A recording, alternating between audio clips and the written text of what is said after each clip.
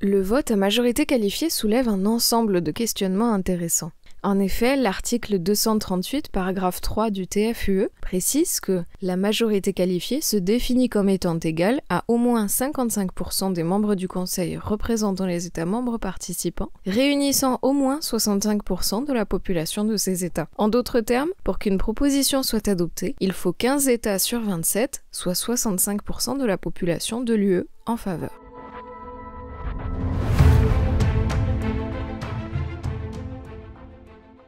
Or, ce même article dispose que, lorsque le Conseil ne statue pas sur proposition de la Commission ou du haut représentant de l'Union, la majorité qualifiée se définit comme étant égale à au moins 72% des membres du Conseil représentant les États membres participants, réunissant au moins 65% de la population de ces États. En clair, on peut schématiser l'application du vote à majorité qualifiée comme suit. Si ce vote paraît être un système plus juste car plus contraignant et plus représentatif des intérêts de la majorité de la population de l'UE, il semble que dans les faits, il implique un accroissement substantiel du poids de la Commission européenne sur les décisions prises par le Conseil, à l'exception des questions sur lesquelles le compromis est aisé, c'est-à-dire les questions de second ordre. En effet, si un projet n'est pas à l'initiative de la Commission, son entrée en vigueur est très compliquée, car elle nécessite quasiment l'unanimité des États, ce qui en restreint de facto la probabilité d'adoption. Il s'opère donc un filtre entre les décisions proposées par la Commission et les autres décisions. Du reste, pour en terminer avec l'idée selon laquelle une politique de la chaise vide serait la chose à faire aujourd'hui pour contester l'autorité européenne, rappelons que les abstentions des membres présents ou représentés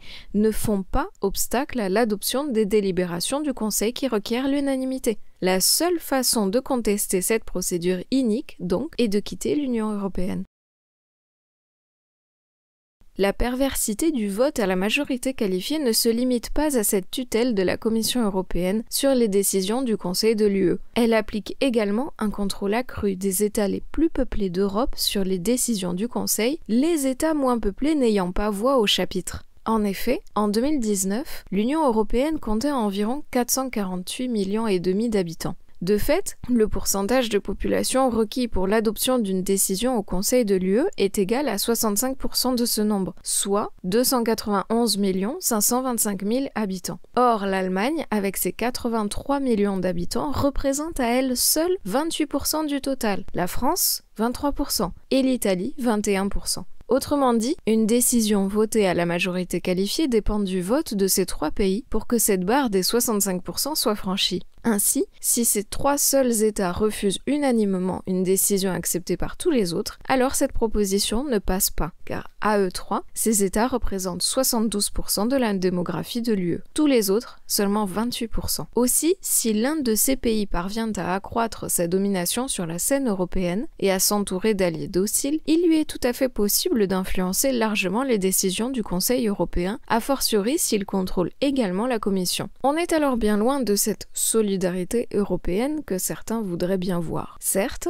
une minorité de blocage peut être constituée pour empêcher le vote d'une proposition à la majorité qualifiée. Mais là encore, cette minorité de blocage doit représenter 35% de la population européenne entre au moins 4 États. Autrement dit, en l'état actuel des choses, sans le concours de l'Italie, de la France ou de l'Allemagne, aucune minorité de blocage ne peut se constituer au sein du Conseil de l'UE. Par conséquent, le vote à majorité qualifiée suppose un triple filtre. Une décision qui n'est pas à l'initiative de la Commission a moins de chances d'être appliquée, à moins qu'elle soit peu importante et donc sans impact. La Commission a donc un poids substantiel dans les décisions prises par le Conseil de l'UE et donc sur les gouvernements des États membres. Une décision qui ne recevrait pas l'avis favorable de l'un des trois plus grands États de l'Union n'entrerait pas en vigueur, quand bien même tous les autres États en réclameraient l'application.